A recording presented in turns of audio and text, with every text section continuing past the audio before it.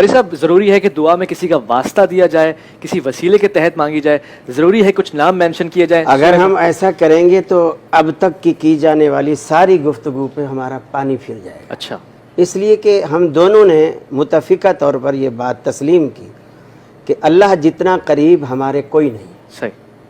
باقی ہم جس کا بھی نام لیں گے نا وہ ہم سے دور ہے. اچھا, اللہ ہی قریب ہے. بھائی ماں اگر میرے قریب ہے, ماں کا واسطہ. اور وہ چیز عقل کے بھی منافی چلی جائے گی کہ میں ملتان والے سے کہوں کہ مجھے ربانی صاحب سے ملوا دے.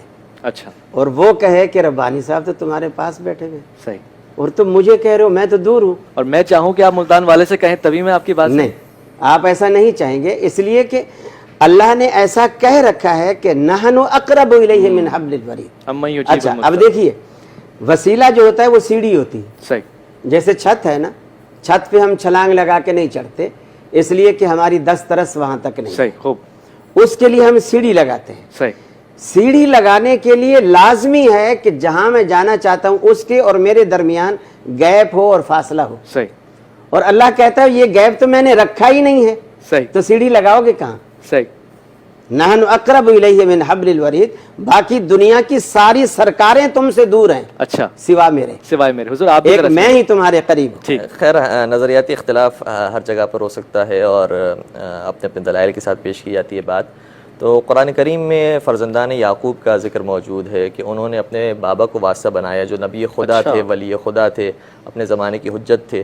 اور اس بات کو قرآن کریم نے بڑے شدت کے ساتھ بیان کیا ہے, اور کہیں پر یہ ذکر نہیں آیا کہ انہوں نے کا یہ فعل غلط فعل تھا. کہ انہوں نے کہا یا ابانا استغفر لنا ذنوبنا, بابا جان, یا ابانا باقاعدہ پکارا ہے. جس طریقے سے یا اللہ کہا جاتا ہے, یا محمد کہا جاتا ہے, یا علی کہا جاتا ہے, یا اسی طریقے سے باقی اسماء کو, تو یا ابانا, اے ہمارے بابا جان, استغفر لنا ذنوبنا, آپ ہمارے گناہوں کے حوالے سے ہماری مغفرت کی دعا کر دیجئے. اور اسی طریقے سے سورہ منافقون کے اندر بھی یہ بات آئی ہے کہ جب منافقین کے سے کہا جاتا ہے وَإِذَا قِيلَ لَهُمْ تَعَالَوْا يَسْتَغْفِرْ لَكُمْ رَسُولُ اللَّهِ, کہ جب منافقین سے کہا جاتا ہے کہ تم آؤ تاکہ کہ اللہ کے رسول تمہارے لیے استغفار کریں, تو لَوَّوْا رُؤُوسَهُمْ, تو وہ اپنے چہرے کو پلٹا دیتے ہیں. تو اس کا مطلب یہ ہوا کہ رسول اللہ کی استغفار اور رسول اللہ کا ان کے لیے توبہ کرنا یہ خاص عمل ہے کہ جو اگر پیغمبر اکرم ان کے لیے انجام دیتے تو ان کی دعا اور ان کی توبہ جلدی قبول ہوتی. تو اگر اس وسیلے کو اختیار کیا جائے تو اس میں کوئی مذائقہ نہیں. ٹھیک, آپ نے فرمایا. بہت شکریہ تقی مہدوی صاحب آپ کا, خاص وقت آپ نے فرمایا. وقت ختم ہو جاتا ہے, تو زیادتی ہے. گفتگو اس وقت اپنے معراج پہ ہوتی ہے. وقت کو بڑھاؤ, اصل میں یہ بہانہ ہے, ادھوری ہے. آپ کو دوبارہ لے کر آنے کا بہانہ ہے. چوتھے آسمان پہ پہنچے ہیں.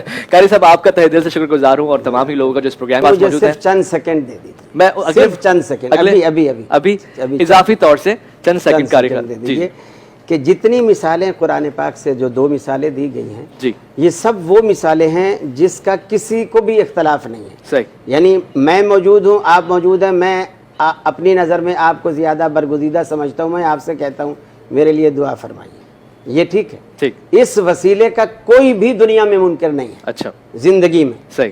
لیکن جب دنیا سے آدمی رخصت ہو جاتا ہے, اس میں ویسے بھی کئی باتیں ہیں. زندگی میں جو بھی کسی کے پاس آئے گا وہی بولی بولے گا جو وہ سمجھتا ہے. اچھا, اب مثلا ہم نے بغداد والی سرکار کو آواز دی, نہیں زیادہ منٹ زیادہ ہو جائیں گے حضور. بغداد والی سرکار کو آواز مینشن نہ کریں, اور ان کی زبان عربی ہے.